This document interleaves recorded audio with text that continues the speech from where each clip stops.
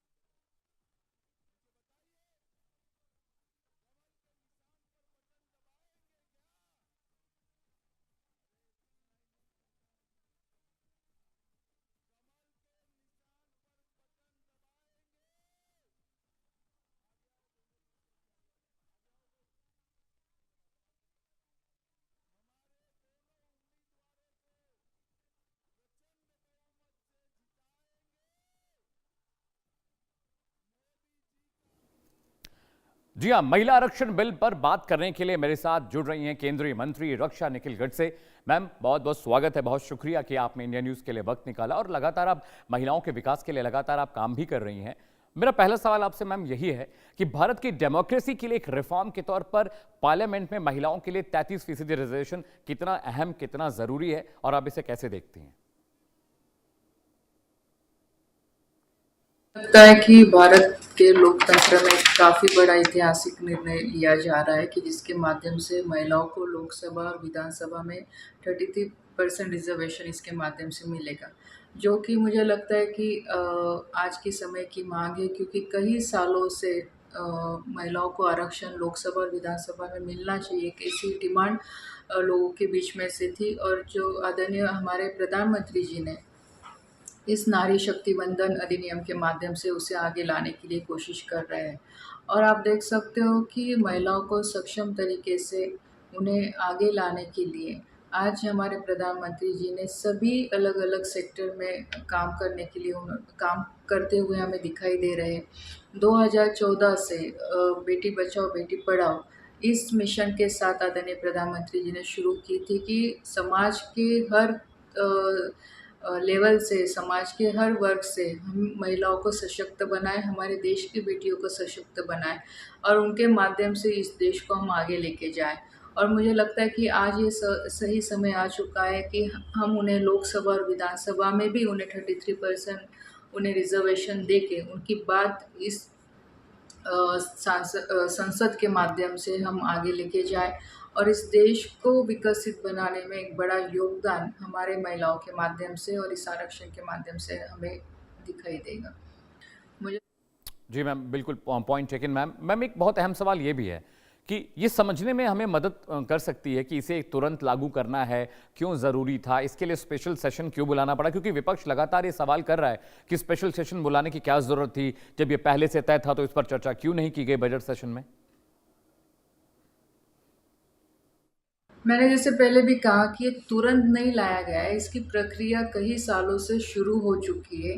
और आप देख सकते हो कि जो मैंने बताया कि 2014 से आदरणीय प्रधानमंत्री जी ने महिलाओं को सशक्त बनाने के लिए अलग-अलग योजनाओं के माध्यम से इसकी शुरुआत की।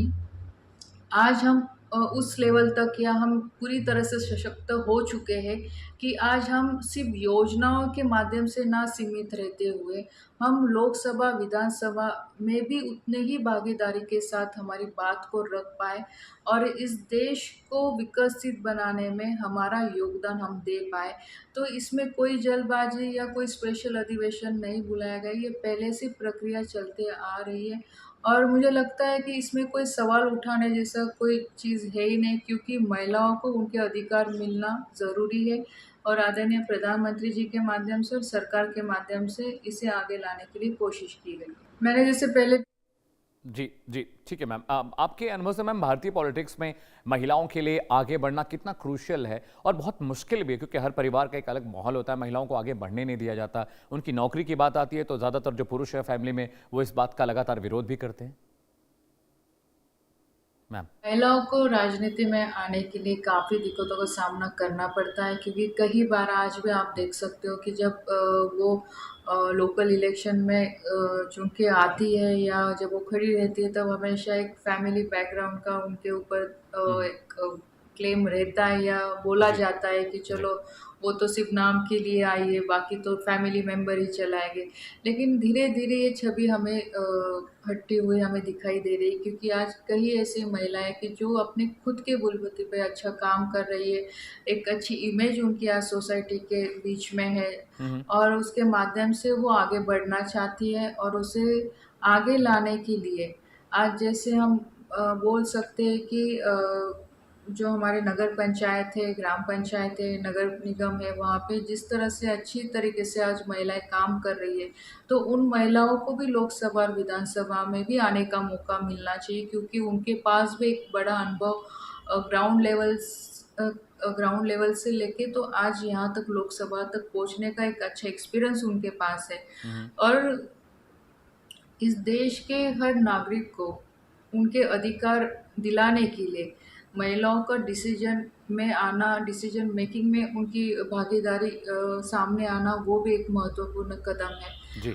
तो मुझे लगता है कि चैलेंजेस काफ़ी है, लेकिन हुँ, हुँ। उसके बावजूद भी हम महिलाएं कोशिश करते हैं कि हम अच्छा काम कर पाए, अच्छे डिसीजन हम ले पाए कि जिसके माध्यम से सोसाइटी को उसका ज़्यादा से ज़्यादा फ़ायदा हो सकता है और इस विधेयक के माध्यम से हमें हमारे अधिकार मिल जाएंगे कि जिसके माध्यम से और सक्षम तरीके से हम आगे बढ़ पाए।